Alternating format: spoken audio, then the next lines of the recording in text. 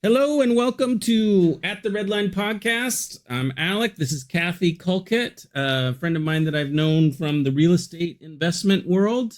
I do mortgage loans, all kinds. I do your standard VA, FHA, conventional, USDA, to hard money, to business loans, investment loans, all kinds of things. And as you know, most recently, my passion, I love doing loans, but in loans, I partnered with Homes for Heroes. And Homes for Heroes is just a great passion of mine because I get to give back. And in my industry, I can give back legally because we can't typically with the compliance issues, actually. So it's a wonderful way for me to actually give back. I get part of my commission back. If anyone buys or refinances and they do their loan with me, I get to give part of that back. So that's great. If they buy, sell, and they use a realtor partner, that realtor partner in Homes for Heroes also gives back part of their commission, and it's thousands of dollars. It's 0.7% of the purchase price. So it's a lot.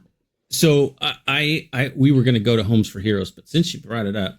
So when 9/11 happened, a family got together and said, we don't believe we took care of our first responders very well. And so they wanted to do something to say thank you to the first responders. So what they did is they started Homes for Heroes, and it's really a lot of different disciplines. You have fire, you have police, you have EMS, you have medical, veterans, military, and educators. If you're in any of those disciplines, had been, currently are, retired from any point in time, you would be considered a hero. And so with that, if you use a partner, because I contribute to Homes for Heroes in order to be a partner. So you have to, the only caveat is that you have to use a partner. There's no extra interest rate. It's not like they raise the price of houses more or anything like that. Genuinely, we give commission back. So I had an officer in one of the towns that I'm near, and we just closed. He sold his home and he bought a home, and he got a check for like $5,832, I think. I mean, that's a lot of money after you close a home to put in your pocket. Okay. It's great. As I understand it, it's kind of a percentage off of certain fees when you're buying and selling a house for people that are in the hero business. Yeah, it's not off a fee. So mine comes directly off your fees. That's how CFPB allows it. So we give a discount on fees that we're allowed. The realtors send part of their commission, actually it's 30%, to Homes for Heroes.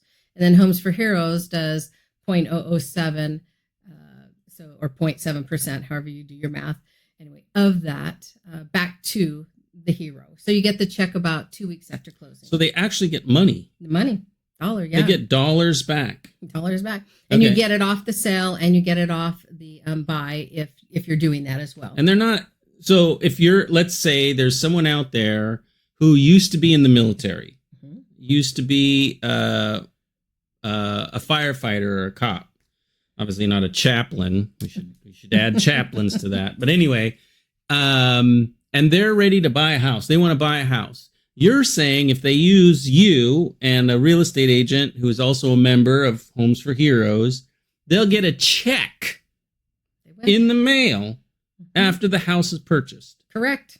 Or sold. Smokes. Let's say you're just selling a house and you're going to rent the rest of it. That's a pretty big deal. If you're a ex-military and you're buying a house and you need a loan, come see Kathy Colkitt. What's your phone number? It's 509-999-6464. 999. I got 999. My daughter passed away. I'm sorry. Yeah, 15 years ago, a couple weeks ago. And it's taken me this long to complete the book. I have sat down at 3 different times writing the parts, and then over Christmas, New Year, put it all together and finally went, I did what I told her I'd do. So actually, we assumed she would be writing the book, but that didn't work. She didn't make it. And so the book is about Brandy, my daughter's story, and it's mostly about advocacy, which is what my heart is. I've been an advocate my whole life. I love being an advocate. Okay. And in Brandy's case, it was about her medical care, or? In Brandy's case, the book focuses on medical advocacy. Okay. And in the back of the book, and it's also going to be a pullout, but it's like a workbook. Yep. to where it actually gives you the steps on what an advocate can do. And then I believe an advocate needs an advocate themselves, which I call a liaison in the book. So it talks about what a liaison can do. Nice. So, for example, the first 4 months, they thought Brandy had a different diagnosis, trigeminal neuralgia, and that's where we were all going, thought she was having brain surgery, and there was a lot of conflict about that. And then finally, because the same issues were still happening, finally, one of the ER appointments, they found the tumor. She had Hodgkin's lymphoma, and she was diagnosed with stage 2B. And so everything went from working with Hodgkin's lymphoma and her cancer. And unfortunately, she was allergic to the medication. So the medication, bleomycin, she became toxic. And so what happens with bleomycin is that it grows fibroids on your lungs. And then when it grows on your lungs, you can't breathe. And so you need oxygen. Well, oxygen is the host to grow the fibroids. So it's fatal. So I'm really sorry about Brandy, but I'm really curious about advocacy. And part of the reason I'm curious about it is that, my wife got really, really sick. Yeah. And I would say that I was her advocate. Right. And walked through that for quite a while. And yet it was pretty damn awful. And the other thing that I realized was I'm not really smart, like holding information, remembering stuff. I'm curious just enough, but probably not as much as I should be.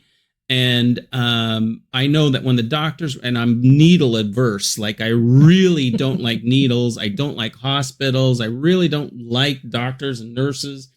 I don't like to be in the room when there's all kind of needles going on. So there were conversations happening, and I knew that I needed to listen and pay attention and focus and remember, but I wasn't really good at it. And I would frequently call people who were smart, find someone smart, who could remember, and then we could talk about it afterwards, to come and listen while the doctor was telling me what's going on today. Like, this is what's going on. This is what our plan was.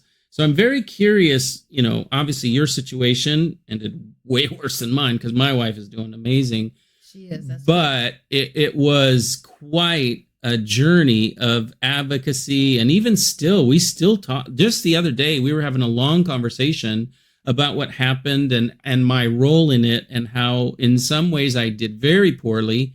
In some ways I was quite heroic, but I mean, it's an important thing to prepare yourself for and understand and the whys, like why is it important and what could happen. And in a lot of ways I found, doctors and nurses, at sometimes they were quite amazing and at sometimes they were quite awful. And if I wasn't there, it would have been way worse. And so I just want you to talk more about the advocacy part. And what's the point of your book as far as it relates to the advocacy piece? Okay. So Alec, everything you said is in the book, meaning that your crisis is different of the actual, reason in situation, but they're not different, so in other words, whether they live or die, it's not different. Whether it's cancer or whatever your wife had, it's not different, meaning that all that stress you went through and all of those things you're mentioning is what I believe everyone goes through in a crisis medical situation. And I did too. And I am very strong. I'm a leader. I am the one who does listen. I take notes. I do all that stuff. And I should have had a liaison. So to answer some of your questions that you asked is that I talk about in the book in the advocacy section. So you walk through my daughter's journey first, which will probably make you sad and angry because the things you said, sometimes they're great in the hospital. Lots of times they are not. And doctors, in our case, they didn't even want to talk about death, even though it was imminent. So you lose opportunity, like for us with our loved one. That was one of my regrets because we went with a no regret model, and that they didn't knock on our door and say, hey, she's not going to make it, while she was not intubated. Well, she could talk to us, and that didn't happen. They kept saying she's going to go home. So to answer some of your questions on advocacy, the great thing about all of that is you bring a friend with you. That will be your liaison. you're going to take notes and your liaison's going to take note. But when the doctor's talking, and mostly in medical ease that we don't understand, you're concentrating, but then all of a sudden, like your wife, right? She's going to ask you questions. So you go here and talk to her. They're still talking, aren't they? But your liaison can actually keep taking those notes, or you can video the meeting, or you can tape record the meeting and listen later. So that's one of the, so I've had a couple thoughts going through my brain while you're talking. One is, it's not just the staff that can be aligned against you. It can be the insurance company and the actual hospital and organizational structures and the separateness or the connectedness of them. And how do I say this? They're often just protecting themselves. Yeah. They do things that aren't in the best interest. We saw this. I saw that at times this institution would protect itself and sort of, rally around themselves at the cost of my wife's health and well-being. Right. And I won't go into any details, but suffice it to say, there's more than just staff. There's organizational structures that are aligned. I talk about that. I talk about things that an advocate's going to run against. And one of that is the hospital, insurance companies, and so on, to be prepared. Also, I don't know if you were a POA, power of attorney, for your wife. I set my daughter up immediately with a will and stuff when she was diagnosed. 95% cure rate for my daughter, just, and she died, diagnosis to death, 4 months. So that wasn't even in our mind, but I just was mindful enough to know to do that and did the directives and all of that. The reason you do that is so that now you can talk to all those doctors and all those nurses and the insurance companies or whomever all the players are. And we talk about that in the book, that these are all the possible players, and there'll be more, but you might run into. And insurance is one.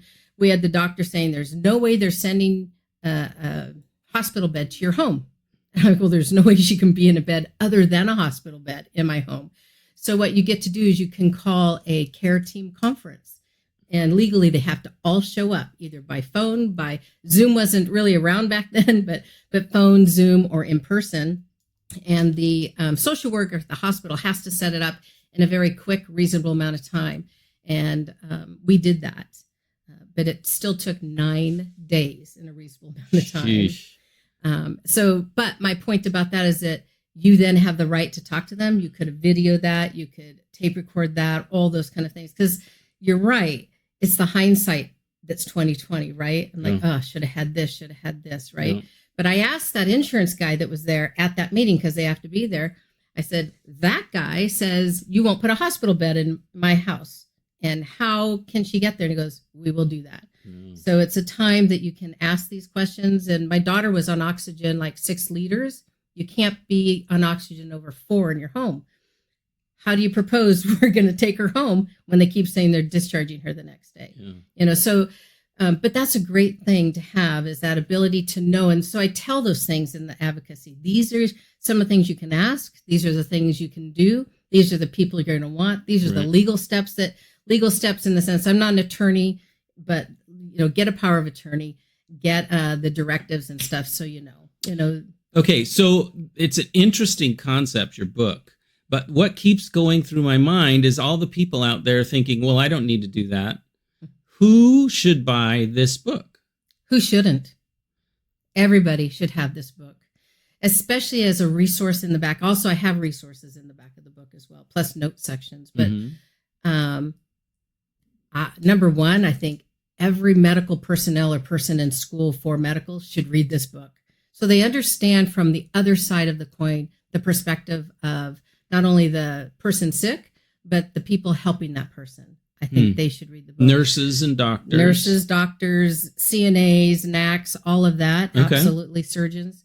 Also, your first responders. Who's the first out there? And you mentioned chaplain as not being one of the heroes. And chaplains, I'm finishing that at the end of this month. And I will be going out on those either fire or police calls and stuff. So you are also first responders in that stuff. You should put chaplains in there. We are quite open. I was a chaplain for 8 years with Spokane Police. That's what you said. Yeah, and I really liked it. It was really honorable, but it's interesting that it's not considered a hero, but it truly is. It truly is. I mean, they're in harm's way. Almost everybody that was a chaplain in the Spokane Police Department basically wears an outfit that looks exactly like the police. They have their badges. They wear all black. Well, and I would conclude you because you are working in conjunction with a first responder. So I would do that. I've been shut down before. But first responders, well, same with fire, because chaplains are in fire districts as well and so on.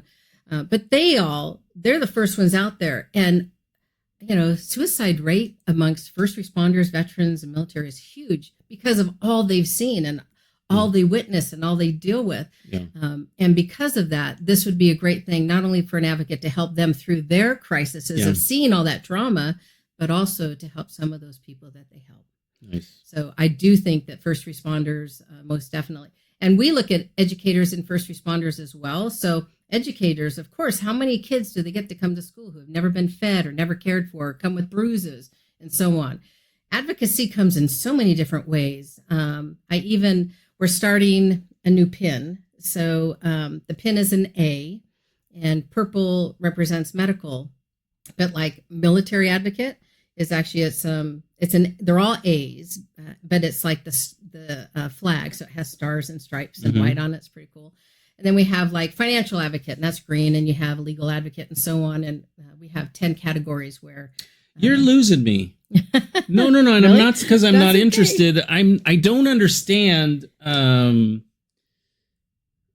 totally understand why someone in the hospital would need an advocate because, sometimes they're unconscious. Sometimes they're in so much pain. They can't make decisions by themselves. And you need someone there to advocate in their behalf. Mm-hmm. But you're talking about teachers need an advocate. People with money need an advocate. You lost me. Like, I don't understand. So the teachers let's just pick one. Okay. And talk about stay with medical. Okay.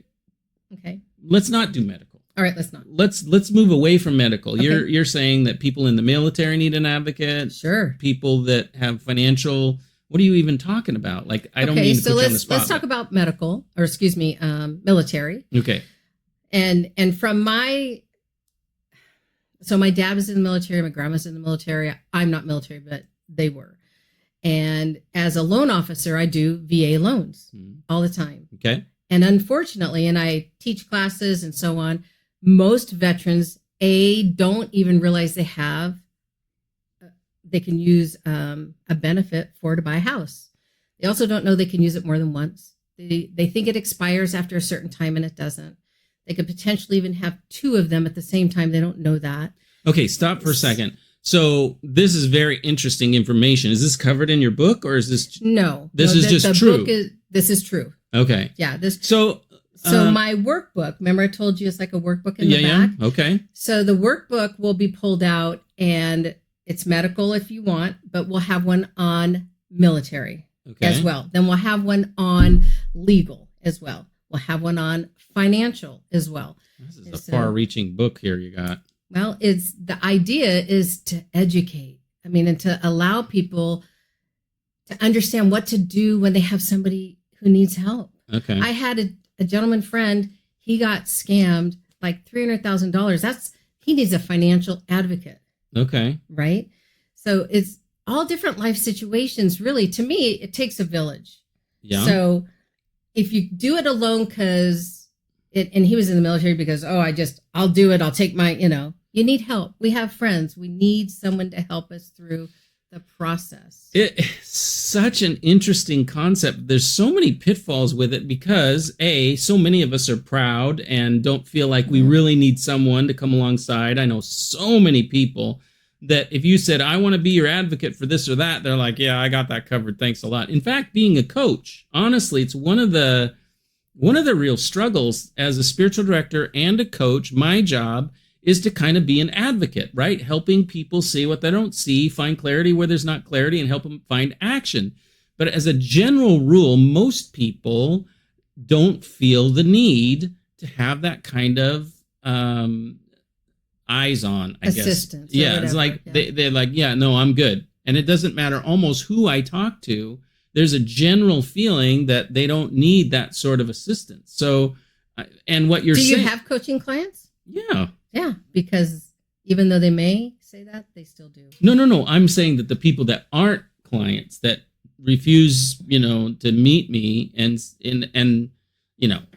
I'm not saying I'm perfectly great for everybody, but it is one of the objections that I run into is that there's a general American independent streak among especially business owners and leaders in ministry and work that they don't particularly like the idea that they have, need of, someone else to come alongside. And it's a similar sort of dynamic, I think.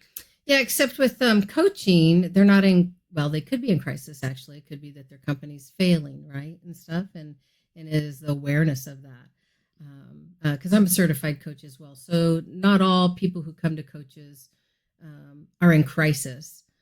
And they shouldn't be. Yeah, but by the time they finally reach out, they may already be in crisis. Which is too bad. Yeah, and need that extra help. So it really is an awareness of. But you're saying to buy the book before you get to the crisis so that you understand the concepts of advocacy and liaison before you get there. Well, hopefully, right. Because when you're in crisis, there is no, you're in the game. And, whether if you play sports or not, right? It's the last 2 minutes of the football game. That's when you're in crisis.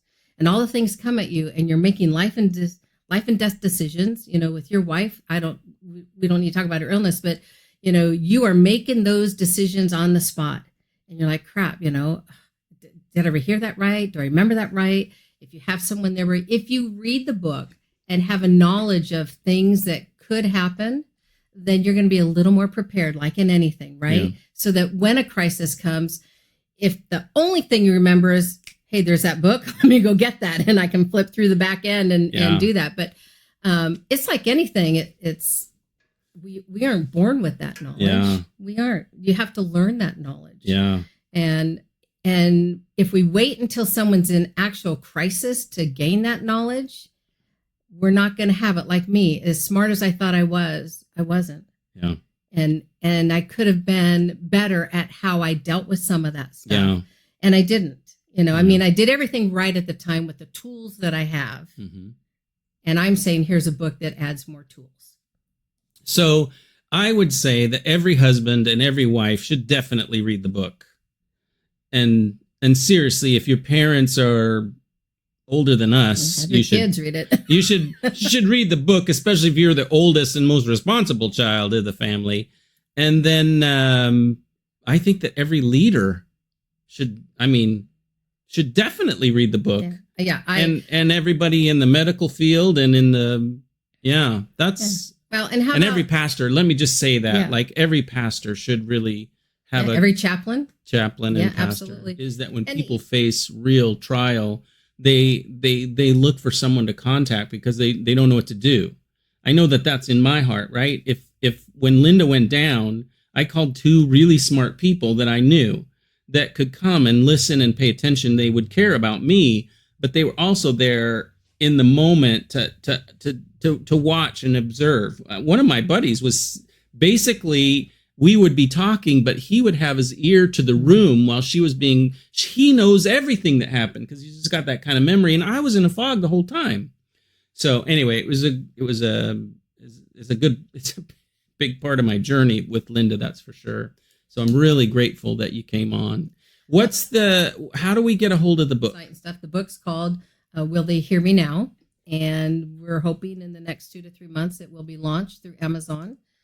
Okay. And so we do have, the website is not up and running, but we have a website and it would be bmcenterprise.org right now. Okay. We're looking to do a 501c3 and build a foundation so that those funds can go to help people in advocacy situations and stuff. So, well, if someone wants to get a hold of you, can they just call your phone or text or email, or what's the best way to reach out? Email me at info@bmcenterprise.org. Okay. So, You'll text me that one and I'll put it on. Yeah, that'd be good. Yeah, that'd be good. And, I just want to say about the fog, it's real. I talk about that in the book. Yeah. It is real. And you were very smart, even though you don't think you're smart, to have those people come. Well, I'm smart. I'm just not really smart. I was the one who thought, I got this because I'm excellent in emergency situations. Yeah. Fabulous. Yeah. But I didn't realize how much I needed help. Yeah. You know? Well, I did realize, but only because I know I'm not a detail person. So there's that. And I know that I'm needle averse. Like really hospital are not my favorite places. And Linda was in a bad situation. She had lots of, needles and stuff.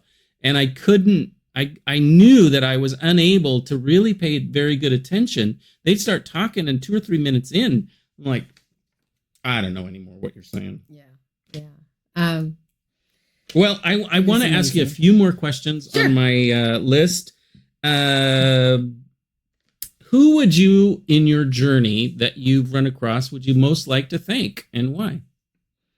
Then he wouldn't know this, but it would be Mr. Odo and Peter, kind of my mentors growing up. When I was a young girl, I played sports, and Odo, he believed in me. He was great. He was so great. And then as I became an adult, Peter, he was my mentor through SCORE, who helped me open my first business and stuff. And again, those people who cheer you on and believe in you. Yeah. That's funny. I was just telling Linda today, we were just talking, and I was just so grateful because, this podcast is kind of a joke, but it's not, right? It's not. It's real. It's a real thing, but it's kind of a joke, And she's just so encouraging, like, you are good at this, and I just told her, I said, thank you for being encouraging in all this, because it's kind of a joke. Yeah, it is. We all need that, don't we? We do. What's interesting is the last person to sit in this chair said exactly the same thing about someone who believed in them. Yeah. Like, it was someone that just basically said, I believe in you, and she needed someone to say, I think you're going to be great. Like, you're really good at this. And it's important to have someone like that. It's really important. Right now, I adopted 50 little pheasants. Pheasants. That's so exciting. It is exciting. Where are they located in the house? I mean, how are you managing 50 pheasant? I used to hunt pheasants, so this is really exciting. But so actually, we're new to our home, and it has a storage shed that, anyway, for the lawnmower and stuff, all that's out. So the chicks are in there. Nice. Yeah, so they're in there. And so we've had them 24 hours now. Okay. So really new. And where are you going to release them? We have 10 acres, and all of the people around us have 10 acres. So we'll just allow them. You're just going to release them in your place? Yeah, just let them go free. Oh, my goodness. Yeah. If you ever get too many and you want some hunted, you should call me. Oh, yeah. No, I wouldn't let you do that. It's not going to happen. No. I wouldn't let me do it either, but the someday those pheasant might be crawling around in your azaleas, and you might be thinking, I need to get me some fewer. No, I would plant things that the pheasant would like. So or plant something that the bugs come that the pheasant would like. Good, good. Yeah, that's so exciting. Yeah, that's so exciting. That's neat.